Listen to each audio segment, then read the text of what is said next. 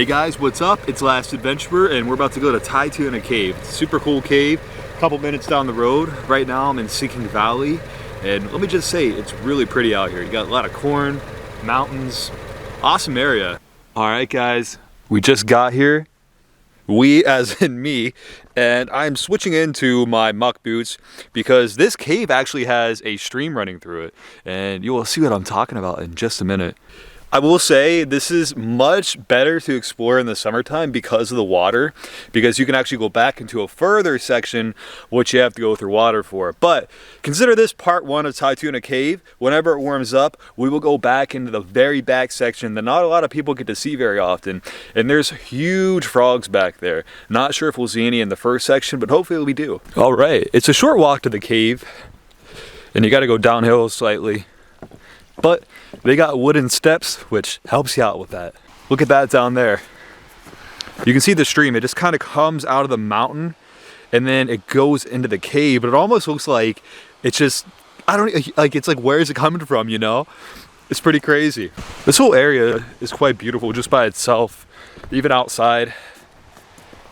You can come here in the summertime and have a picnic. But I will say, in the wintertime, this place is incredible. It's amazing to see ice on the outside of this cave and to see snow. Here we go.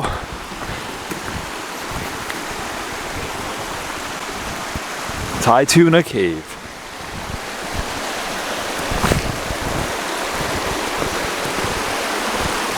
All right, so I just got my lighting situation figured out and we're heading in.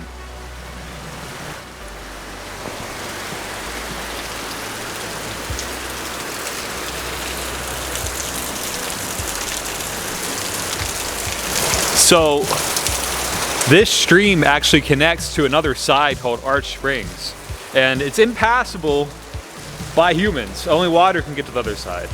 I believe it's about a mile long in total, this cave. Check that out. The water is flowing over there. It's not as high as it normally is, which is a good thing. Sometimes there's water right where my feet are, and yeah. So I picked a good time to visit it. So you got two options in here when you come in here. You can stay off to the right side with the water, or there's like a makeshift path up here, which is mud, but still really cool. So here, the water's starting to settle down as it pulls up. It becomes a bit deeper.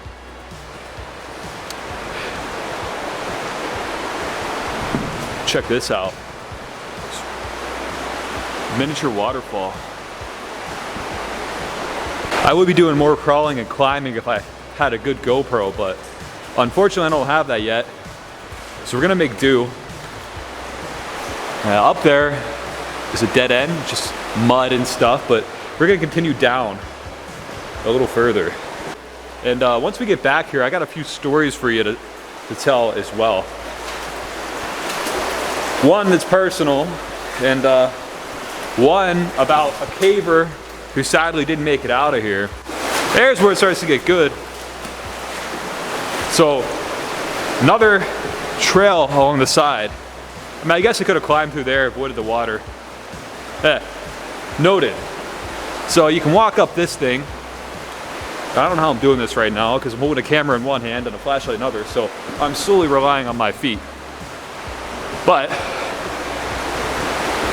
we'll go up there in a sec. We'll go around. See, there's nothing really up there, but you got this path that's above the water, and look at this wall. Like, it's just such a perfect angle. It's incredible. A caver once told me that water in caves can sound like voices, and I agree with that, especially when you get deep into a cave.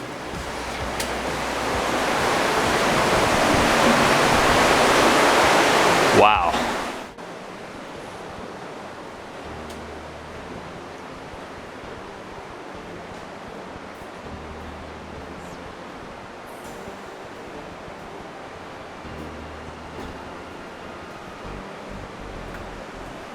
Let's go check out the log jam. I'm gonna show you where you can get across into another section of the cave that's pretty big.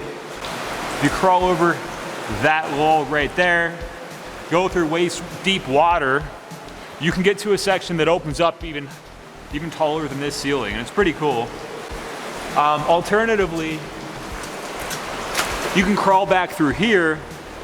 I just don't want to get wet right now because it is almost winter, and the temperatures outside, although mild, they're not warm enough to where I feel comfortable getting wet. Anyway, let's get on with some of those stories I wanted to tell you about. So basically, there's a couple stories. One, I went over that log jam before, and I couldn't find my way back. My friends were waiting outside, thankfully, and this is where having friends with you is like really important. I couldn't find my way back, and it was summertime, you know, a couple years ago, and I thought all was fine. I climbed over the log jam thinking, oh hey guys, I've done this a million times before, I'll be right back out. I only had my phone's flashlight. That was part of the issue. So I couldn't really see on the way back out. It really sucked because the water was freezing cold. I was starting to get really cold back there, and to keep warm, I was doing squats. I don't know how I kept my wits, but if I would have panicked, it could have gone a lot worse.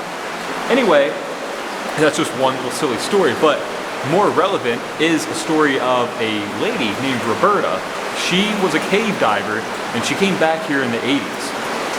She was looking to see how to get to the other side of the cave, even if it meant diving.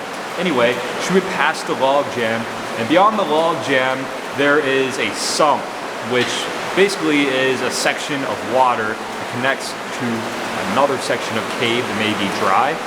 Anyway, she went diving. She wanted to see if she could reach the other side, which is known as Arch Springs, because obviously the water is flowing to the other side, right? Anyway, she went diving, and something happened. She couldn't find her way back up, and sadly, she drowned. This water is like crystal clear too. Like, look at this. You can see to the bottom, and you can actually drink this stuff. I've drank it before, and it tastes refreshing. But being an underground spring, it does get really cold. But look at the water reflecting off the ceiling. It's beautiful. You know, it's kind of crazy that storms have washed all these logs and whatnot in here, but it just reminded me that they tried to commercialize this place at least one time, and they had like railings and all this stuff set up, and they wanted to make it a tourist attraction. But every single time, storms would come through and just wash everything away. Yeah, it's so weird because remember how earlier I said water can sound like people were talking? Well, I'm hearing that down there right now, and no one has come in since I've been in here, so weird and creepy. Look, right down there, you can see some daylight.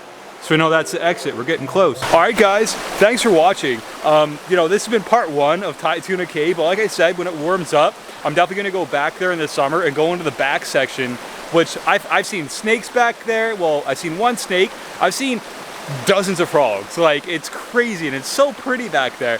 So subscribe, and eventually I'll be making part two, but along the way, I'll be releasing a lot of other adventure videos. Have a great day, guys. Thanks for watching.